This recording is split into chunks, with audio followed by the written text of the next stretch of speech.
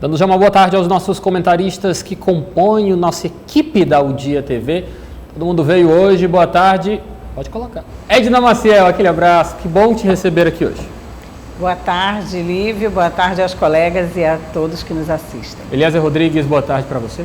Boa tarde, Lívio, boa tarde, Tássio, Edna, telespectadores, boa tarde a todos. Tássio Cruz, seja muito bem-vindo, boa tarde. Boa tarde, Lívio, boa tarde aos amigos e boa tarde ao telespectador que nos acompanha.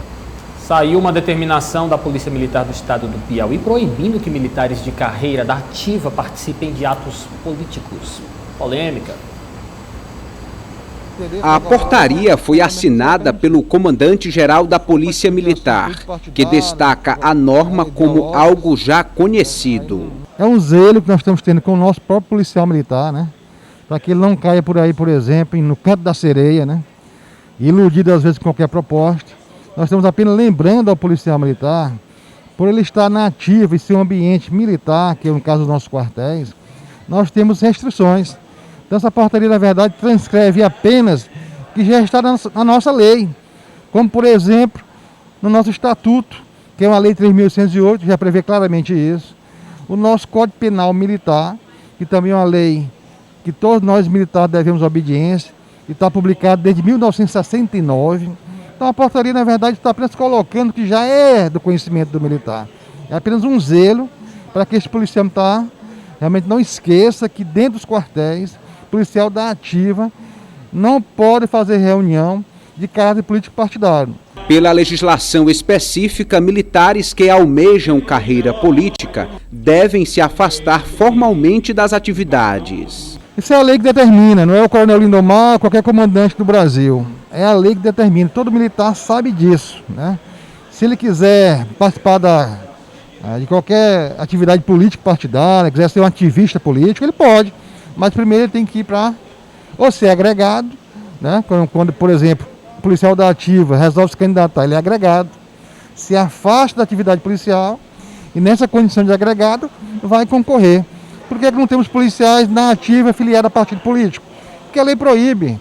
Então, nesse sentido, então nós estamos colocando lá na porta exatamente isso. Lembrando que nós, por estarmos na ativa, não temos essa condição de participar de determinados atos que tenha por objetivo a questão político-partidária e ideológica. E alguém pode perguntar assim, é só o coronel Lindomar, só a polícia do Piauí? Não. Pesquise em qualquer polícia do Brasil se isso acontece em alguma polícia do Brasil. Não acontece. Mas caso não queira ir mais longe, aqui mesmo em Teresina, nós temos 2 quartéis das Forças Armadas, o 25BC e o 2º BEC. Pergunte aos comandantes se no quartel lá que eles comandam, o 2º BEC, o 25BC, pode haver reuniões dessa natureza. A Associação dos Oficiais Militares do Piauí, a AMEP, considera a portaria excessiva e promete entrar na justiça contra a determinação. A portaria diz respeito a reuniões dentro de quartéis, não trata de nada referente a político partidária. Houve aí uma interpretação equivocada de muitas pessoas, inclusive da imprensa, eu já adverti alguns. A portaria 0882 está aqui na minha mão, ela trata de reuniões dentro de quartel, certo? Não tem nada a ver com político partidário. Com relação à portaria, nós achamos que houve exagero e estamos judicializando a sua anulação, a sua revogação, por entendermos que há aqui exageros por parte do Comando Geral. E com relação a manifestações de rua, de policiais militares, de folga, sem farda, isso é totalmente legal, a Constituição ampara a legalidade disso. O policial militar, ele não é um cidadão de segunda categoria e ele está e tem que ser leal à Constituição, a Deus acima de tudo e à nossa nação. E mais, militares garantem que vão participar de atos políticos no dia 7 de setembro. A AMEP apoia toda manifestação livre que lute por liberdade desde sempre.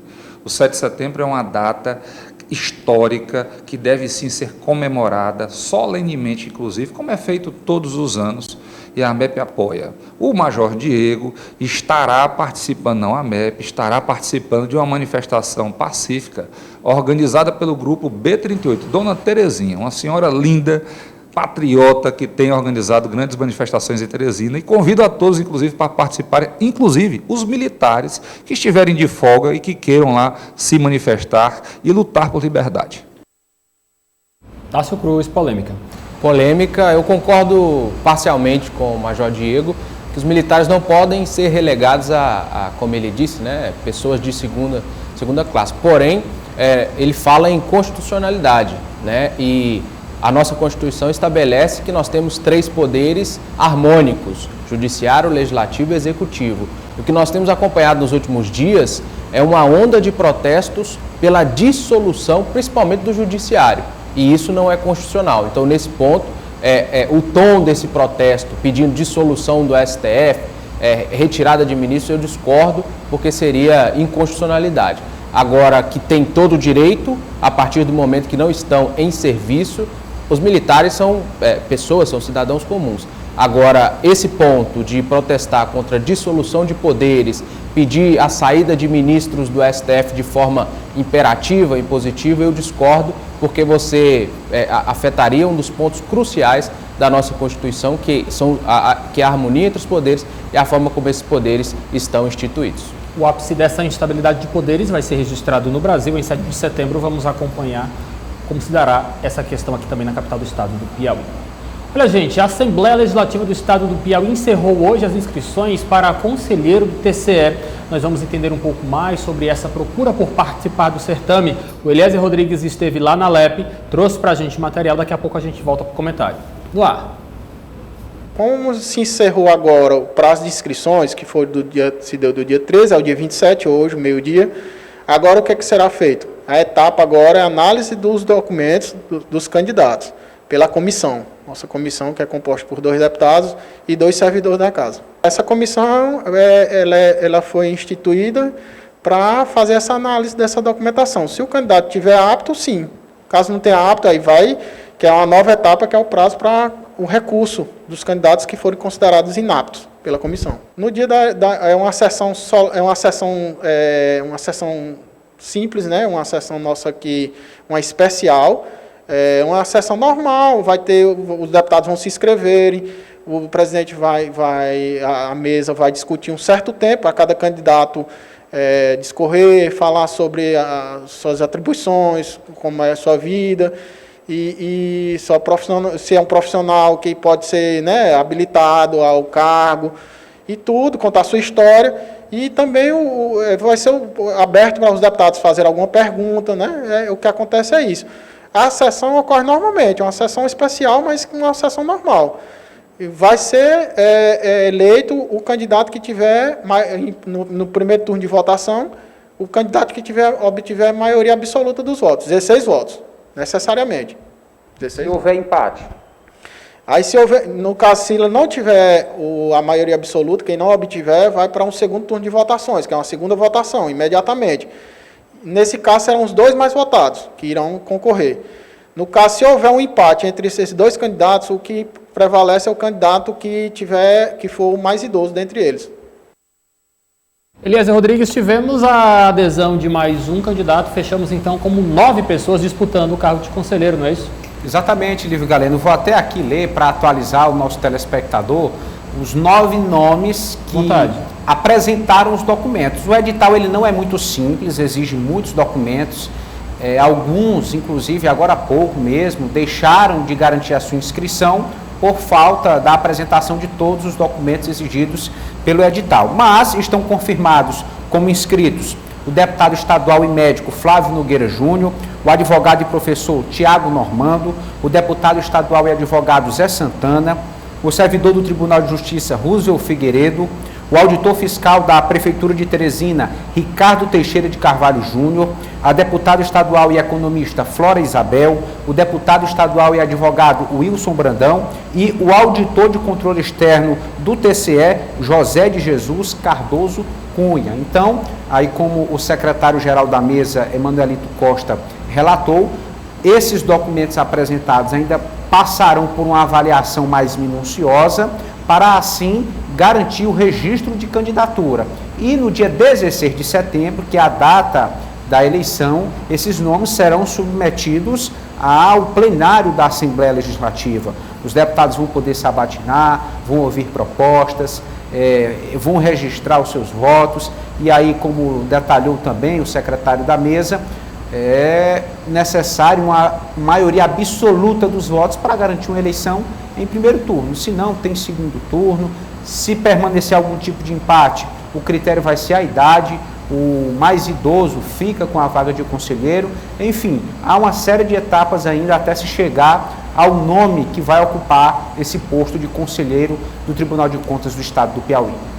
Muito bem. Jéssica, acabo de ter uma ideia, estou abrindo aqui um espaço público a todos os 9 candidatos que assim manifestarem desejo de ter um espaço em TV aberta para conversar com a população.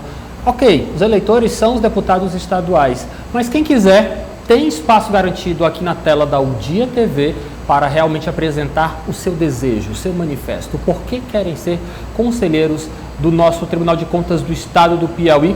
Viu, Jéssica? Vamos providenciar, entrar em contato com esses candidatos a partir da próxima segunda-feira. O espaço já está garantido aqui na O Dia TV para que eles possam apresentar as suas propostas e, claro, defender, falar com a população por que querem ser conselheiros do Tribunal de Contas do Estado do Piauí. É um compromisso da O Dia TV sempre com a lisura desse processo, já que é um processo que está permeado por críticas de instituições. Nós vamos abrir esse espaço para que você de casa possa conhecer as intenções dos candidatos a conselheiro.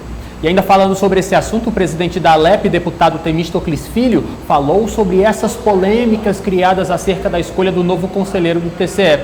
Vamos ouvi-lo.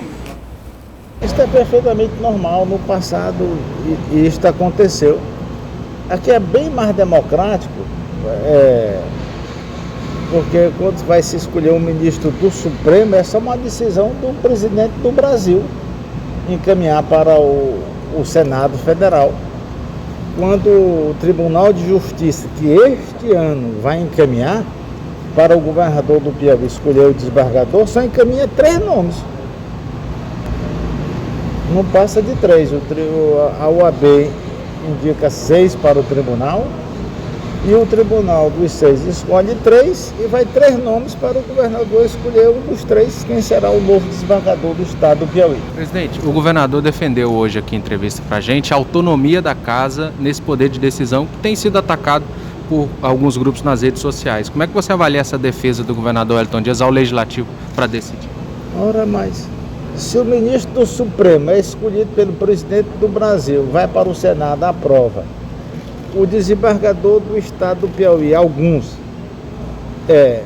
quem nomeia, quem escolhe é o governador do Estado, está na Constituição. Só se mudar a Constituição do Brasil, e na hora que muda, não agrada a todo mundo não. Sempre vai ter gente que quer só do jeito dele. Tá aí, Edna Maciel, o posicionamento do presidente da casa, Temístocles Filho. É o parecer dele, é o que ele acha que é mais viável, né? Aqui discutimos muito sobre essa escolha não ser uma escolha política, pontuamos todos os nomes, dentre esses tem algumas novidades para mim que o Eliezer colocou, mas é o posicionamento do presidente da casa, ele faz um raciocínio voltado para, como ele mesmo colocou, nas escolhas das listas, né, tríplices, dessas outras indicações.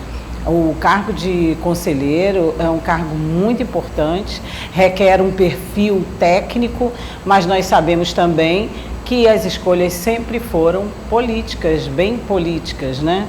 E questionamos, inclusive aqui, né, que alguns grupos ainda hoje fazem críticas sobre o formato na escolha deste conselheiro. Então, temos que ponderar todas as considerações, assim como o presidente da Assembleia, de outros grupos que também fazem críticas ao formato da escolha, cada um dentro do seu posicionamento. Eu, particularmente, acho que pela importância do cargo, né, além da tradição de ser sempre um deputado, de ser sempre alguém ligado à casa, né, é uma indicação normalmente da casa, deveríamos sim pensar que também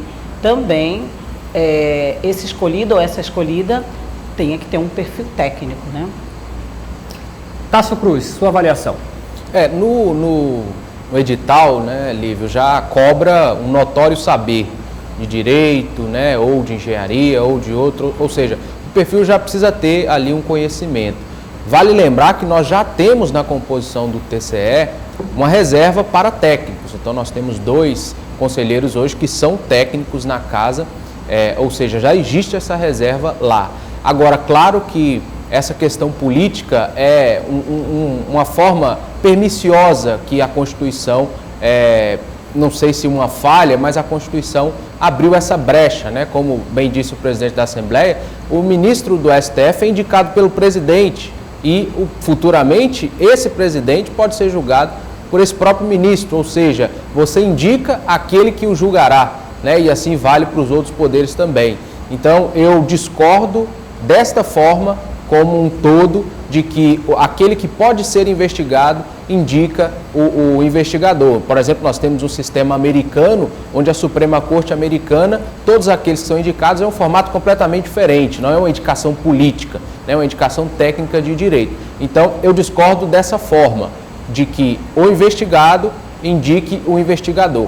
Agora, quanto ao TCE também, da mesma forma, discordo que tenha-se essa indicação política, mas é preciso deixar claro que no TCE já existe em sua composição uma reserva para técnicos. Agora, como bem destacou a Edna, uma responsabilidade tão grande, fiscalizar prefeituras do Estado, governo do Estado, e nós tenhamos políticos, eu sinceramente concordo que é temerário. Não porque os políticos vão fazer um julgamento parcial, mas porque nós precisamos da isenção total desses julgadores. Concordo, Tássio. E você, Eliezer Rodrigues, sua opinião?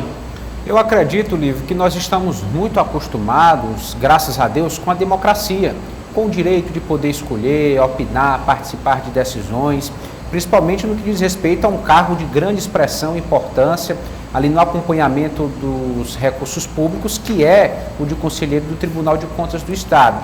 Então, se de repente a gente se vê barrado, né, não podemos escolher, e ainda os que vão escolher não atendem a certos anseios, que é um anseio, uma demanda atual, ter alguém da sociedade civil neste espaço do Tribunal de Contas, então nós nos sentimos assim, como população, bastante atingidos, sem representação. É claro que um deputado pode desempenhar muito bem esse papel e acredito que assim realmente deva ser, se for um deputado escolhido para esse caso, que é a tendência que desempenhe, respeitando a Constituição, as atribuições, mas há uma demanda recente, cada vez mais forte, de se ter alguém que emerge da sociedade civil, que não tem histórico político, que não tem ligações com grupos específicos, mas de alguma forma, uma pessoa que venha representar um sentimento geral.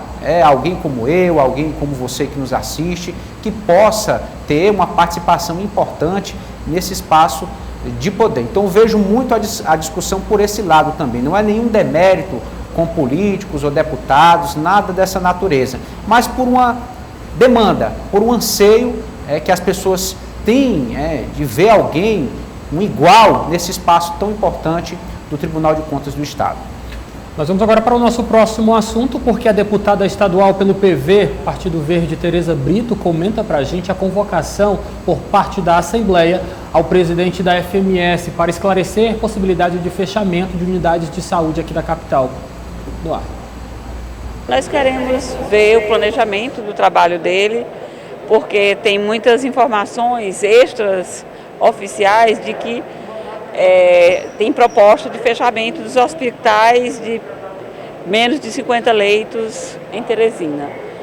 Nós temos assim vários, nós temos na Primavera, nós temos na Santa Maria da Codipe, nós temos no Parque Piauí, e nós não queremos que nenhum desses hospitais sejam fechados, pelo contrário, se puder ampliar, melhor ainda. Esses hospitais são antigos, o da Primavera, do Parque Piauí, são hospitais bem antigos. E o do Mariano Castelo Branco, na Santa Maria da Codipe, inclusive foi uma luta minha com as lideranças para que ele existisse, porque lá cresceu muito a região, e aí o ex-prefeito Silvio Mendes construiu. Então nós queremos ouvir dele essas propostas, além também da questão das maternidade satélite para morar, de Seu Arco Verde. O que essa pretensão de querer transferir para um local só, onde não tem nenhuma estrutura ainda, que a proposta é o hospital do Buenos Aires, né? Então nós não vemos isso com bons olhos e estamos de olho para que não deixe acontecer um desmonte na saúde pública municipal. E as cobranças, os questionamentos já chegam e fazem morada na Assembleia Legislativa do Estado do Piauí. Edna Maciel, a Prefeitura sendo alvo de críticas também na LEP. Nossa, e falar em desmonte chega a dar até forte. um arrepio, né? Muito forte. No momento de pandemia, no momento em que estamos preocupados com a prevenção de outras doenças, que a gente acabou deixando de lado um pouco por conta desse afastamento de hospitais e clínicas, no momento em que falamos de cepa, né, de nova variante, temos que nos preocupar em ter cada vez mais uma rede pública, estadual e municipal pronta para atendimentos, pronta para que realmente a população tenha condições de ser atendida em toda e qualquer situação. Então, falar em desmonte, verificar, como estamos vendo nos últimos dias, a Assembleia Legislativa, deputados também, não que eles não tenham que se preocupar, mas que também já está chegando lá todos esses problemas que são consequências da gestão municipal. Realmente é preocupante. Conhecemos o trabalho do doutor Gilberto de muitos anos, sabemos que é um profissional de respeito, já foi gestor em outras ocasiões e vemos que o diretor precisa sim falar alguma coisa para a população via esses órgãos públicos, via audiências, Assembleia e Câmara, porque nós estamos muito preocupados com essa possibilidade de fechamento de hospitais. Eu não quero nem pensar nessa possibilidade e nós já, infelizmente, estamos noticiando e verificando que existe, sim, essa possibilidade. Então, temos que ter certeza, temos que saber o motivo, temos que saber se realmente vamos chegar a esse ponto. O que eu achei muito forte da fala da deputada Tereza Brito foi justamente que nós estamos observando o fechamento de centros de saúde para alocar estes pacientes em pontos que ainda não foram definidos. Por enquanto, só se fala em fechar. Mas e o atendimento para essa população que tradicionalmente procurava esses hospitais que foram citados por Tereza Brito? Vai ser feito onde, Edna? Pois é, acho que ela chegou a falar aí no Buenos Aires, inclusive. Santa Maria da Codipe também? Santa Maria da Codipe, se lá em Santa Maria, a gente sabe a dificuldade de deslocamento, conhecemos... Tem nem ônibus para o pessoal se deslocar, Edna? Exato, e conhecemos a população de lá já se queixando que precisa ter mais atendimento lá. Então, se no próprio bairro, na própria região, não se tem condições agora, como fazer para fazer essa transferência? Que planejamento é esse? Né? Nós temos que conhecer realmente, quando eu digo nós, somos todos, população e todos os envolvidos e preocupados com a questão da saúde na cidade, da mobilidade, enfim, de tudo que envolve a nossa cidade, né? É muito grave e nós aguardamos, ansiosos, essa resposta. Eliezer, e no jornal de hoje, no início do jornal Dia News, nós abrimos o nosso programa apresentando para a nossa audiência uma matéria onde a população analisava o setor de transporte público e falava sobre essas sugestões que foram apresentadas pela CPI, que foi realizada na Câmara Municipal de Vereadores, para uma saída, uma resolução de problemas do nosso setor de transporte público na capital do estado do Piauí. Eu me recordo bem que uma das pessoas que foi entrevistada disse assim: eu não tenho dinheiro para pagar um transporte alternativo, um transporte por aplicativo, então a única coisa que eu posso fazer é esperar os ônibus. E é importante lembrarmos que essa situação, a pessoa que foi ouvida pela nossa equipe de reportagem estava tranquila, não estava em uma situação de saúde onde realmente nós sabemos que quando alguém próximo a nós ou quando nós mesmos estamos com problemas de saúde, nós ficamos nervosos, nós perdemos de certa forma o nosso equilíbrio mental, porque nós estamos em uma situação que requer um atendimento urgente talvez até.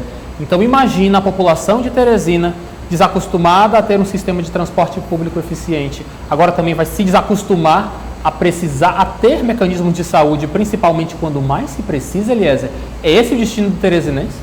É uma gestão que caminha na contramão, tem uma visão desagregadora que só faz a população sofrer ainda mais. Se observarmos, por exemplo, a rede estadual de saúde, qual é o esforço do governo do estado? para descentralizar o atendimento, para garantir que nas regiões, nos polos de saúde, tem um atendimento necessário para evitar que os pacientes sejam encaminhados a Teresina. Essa é a tendência de uma administração séria. Mas aqui em Teresina o que se vê? A população aumentando, os bairros expandindo e a prefeitura reduzindo a estrutura pública, retirando equipamentos importantes, atendimentos que são fundamentais, como é o caso dos hospitais, das unidades básicas de saúde, das unidades de pronto atendimento. Em vez de aumentar, de garantir mais próximo da casa das pessoas, em todas as regiões da cidade, o que o prefeito imagina? Que tem que reduzir, que tem que fechar, que tem que retirar, que tem que subtrair.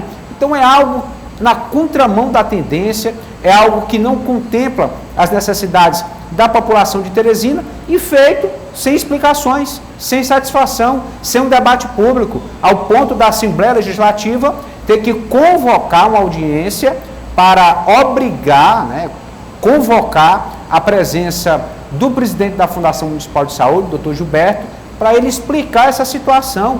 Por que reduzir algo que foi conquistado com muita luta, anos e anos de espera? Será que a população que tem um hospital, uma maternidade próximo de casa, vai querer perder? É claro que não, essas pessoas vão ter um custo que não tinham, vão perder uma assistência fundamental. Nós estamos falando de algo que já existe, já funciona, já tem orçamento, já tem estrutura, já tem pessoal, que a prefeitura está querendo acabar, reduzir, retirar da população de Teresina, e o nosso povo não merece isso. Eu estou aqui com meu telefone na mão porque antes de entrar em nossos estúdios da Udia TV para participar aqui do nosso quadro, o Tássio Cruz publicou uma matéria no portal udia.com super polêmica, mas eu vou deixar para o próprio Tássio apresentar para a gente. Tássio, mais uma polêmica envolvendo a Prefeitura Municipal de Teresina. Sem dúvida, Lívio.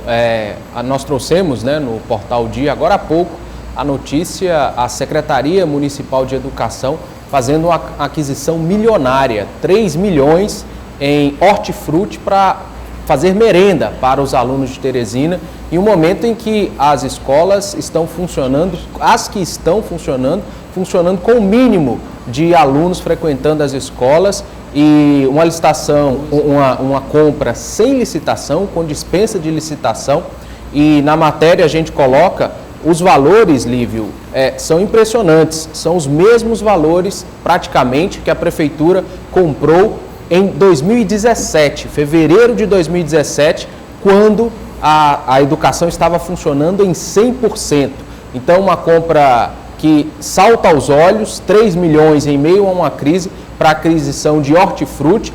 Não é aqueles produtos que não são produtos perecíveis, são produtos de hortifruti e de empresas, Lívio. Olha só, o nosso amigo telespectador, o assombro. Empresas que estão no Vale do Guaribas, região a cerca de 300 quilômetros da capital, esse produto sendo adquirido a cerca de 300 quilômetros, e aí entra custo de transporte e preocupante a licitação. De acordo com a SEMEC, a gente entrou em contato, não existe irregularidade nessa licitação, porém a SEMEC alega que tentou fazer a compra na região aqui próxima a Teresina e não conseguiu, mas preocupa mais de 3 milhões de reais no meio de uma pandemia, no meio de uma crise, para comprar hortifruti, para fazer merenda de escola, sem ter os estudantes na escola, é uma coisa que preocupa qualquer cidadão. E principalmente, nós já estamos em agosto, o ano letivo indo de mal a pior por causa da pandemia, infelizmente, poderia terminar em dezembro, mas é preocupante. A Secretaria alega, entre outras coisas, que essa alimentação seria para educação de infantil, educação fundamental, EJA e mais educação, sendo que nós não temos a maioria desses módulos educacionais em atividade em Teresina, não temos nem cerca de 30% dos alunos em sala de aula frequentando as escolas. Então preocupa. Aquele amigo telespectador que quiser mais detalhes, no Portal Dia, mais uma informação muito preocupante, mais de 3 milhões que infelizmente podem ir pelo ralo. se nós não tivermos a volta das escolas, que até agora não tivemos em sua plenitude. Bora aqui organizar o coreto então. Muito obrigado pela sua audiência. Vocês aí de casa está ligado na Udia TV, este é o quadro Política do Dia. Nós estamos refletindo sobre uma situação que foi publicada neste exato momento no portal udia.com, quando a Prefeitura Municipal de Teresina faz uma aquisição sem licitação de 3 milhões de reais, esse total dessa aquisição, de produtos totalmente perecíveis, com a justificativa de que esses produtos, esses hortifruti que o Tássio acaba de citar, vão ser empregados para a alimentação de crianças. Lembrando, não temos nada definido sobre o retorno das nossas crianças para a rede municipal de ensino de Teresina. Esta aquisição, no valor de 3 milhões de reais, vem de uma administração pública que disse que queria investir no agronegócio porque realmente acredita que este setor da nossa economia será capaz de alavancar a economia teresinense em um contexto de pós-pandemia. É importante também lembrar você de casa que o próprio prefeito, Dr. Pessoa, criou uma secretaria específica para desenvolver o agronegócio. A secretaria essa que até o exato momento não disse a que veio e, de certa forma, ainda nem se estruturou. Estamos diante de uma prefeitura que diz que quer valorizar o agronegócio da capital, Teresina, mas vai comprar esses alimentos em um município a 300 quilômetros distante da capital. Eliezer, sou eu que não estou entendendo bem ou tem algo muito estranho acontecendo em Teresina? É difícil explicar essa situação, Lívia. É, no mínimo, quase intrigante. Verdade. Nós não estamos falando de alimentos não perecíveis. Que tem uma validade maior, né, Eliezer? Isso, a prefeitura poderia organizar, montar cestas básicas ou kits de alimentação, distribuir às famílias necessitadas. Estariam tudo bem se fosse assim, mas não é o caso. Nós estamos falando de uma compra milionária, sem licitação, de alimentos que não dá nem para fiscalizar. Esses alimentos são para consumo rápido, breve. Se de repente o Ministério Público, por exemplo, quiser fiscalizar o que aconteceu, não vai conseguir, porque... Ou estragou ou foi consumido. Exatamente. Então, é no mínimo intrigante essa situação. A Prefeitura poderia ser mais transparente com a população, levar mais a sério a aplicação dos recursos públicos, principalmente em um momento tão sensível de pandemia e desemprego que nós estamos vivendo. Edna, é uma revelação da própria prefeitura. Estamos em um momento muito delicado, onde as aulas vão ser remotas, então não tem onde se aplicar este material que está sendo comprado, 3 milhões de reais em hortifruti, que não tem onde se aplicar porque não tem aula, Edna. Para onde é que vai esse material? Para onde é que vai o dinheiro do povo? Outra coisa, outro ponto, enquanto a gente põe um ponto de interrogação enorme, não só na questão, abre aspas, sem licitação, mas também na questão de aulas que, mesmo que semipresenciais, mesmo que híbridas, não daria para esse consumo. Nós estamos falando de hortifruti, nós não temos um cinturão verde que a própria prefeitura, como você disse, mesmo antes de ser prefeitura, dizia que ia impulsionar o setor, né? É um setor, gente, de agricultura familiar, porque pelo que eu entendo, a merenda escolar, ela requer produtos, frutas, verduras, legumes, e além de ser perecível, não teria essa necessidade tão longe, ou tem essa necessidade? Quais são os órgãos fiscalizadores? Os órgãos fiscalizadores agora podem agir sim, né? Eu acho que ainda dá tempo de exigir transparência desse processo, de saber por que tanto dinheiro e por que se adquirir produtos tão longe quando nós temos aqui agricultores, agricultoras, nós temos aqui agora até as solicitações usando a alta tecnologia de ponta. Então, é um ponto de interrogação enorme nessa situação e é uma declaração que deixa a gente de boca aberta, porque não temos aula, gastamos dinheiro e ainda por cima, se compramos e trazemos de longe, corremos um sério risco de estragar os alimentos. Então, acho que é questão de gestão mesmo, de planejamento e de absurdo. Eu só posso chamar isso de absurdo. Tássio, nós mais uma vez vamos reiterar que você procurou a SEMEC, que é a Secretaria Municipal de Educação, para se pronunciar. Eles fizeram isso por intermédio de uma nota, não é isso? Que foi publicada no portal dia.com. Isso, a nota para o amigo telespectador acompanhar está no portal Dia, mas esclarecendo, né? Como nós já explicamos, a SEMEC nega irregularidades no processo, diz que houve um edital de dispensa de licitação.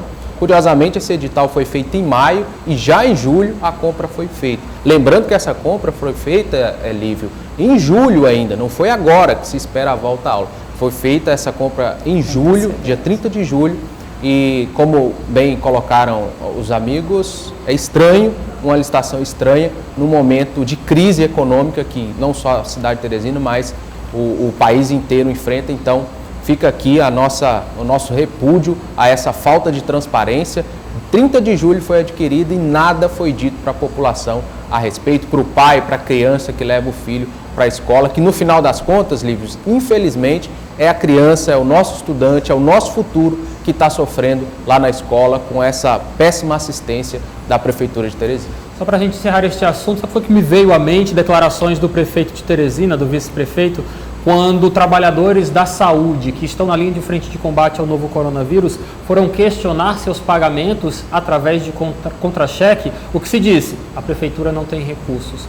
Os trabalhadores também do setor de transporte público, toda vez que questionam o pagamento de subsídios, os empresários, quando questionam, quando pedem que a prefeitura cumpra o seu papel que foi acertado por intermédio de uma licitação pública aprovada em todos os meios, por assim que assim tem ligação com essa questão do processo de administração pública, toda vez quando se cobra recursos para se investir no setor de transporte público, também se fala não há recursos. Mas para comprar alimentos para um setor que não está fazendo o consumo desses alimentos, porque a Secretaria ainda não conseguiu garantir as aulas presenciais para a rede municipal de ensino de Teresina, os recursos saem de uma hora para outra.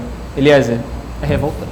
Sim, a gente pode até sugerir a esse gestor, a essa equipe que fez essa compra milionária de alimentos sem licitação tão rápido, que tente resolver o problema do transporte também tão rápido, né? Já que vocês têm uma capacidade de ação, têm muita disposição para resolver os problemas, então contribuam também com o problema do transporte, porque há mais de 200 dias a nossa população está sendo humilhada pela falta desse serviço e, assim, é necessário uma ação ágil e competente a esse nível como vocês estão fazendo aí. Obrigado, Eliezer. Boa tarde para você, bom fim de semana, até a próxima semana.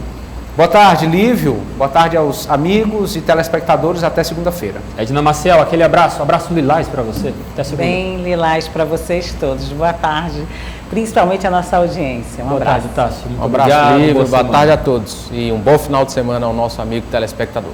Política do dia.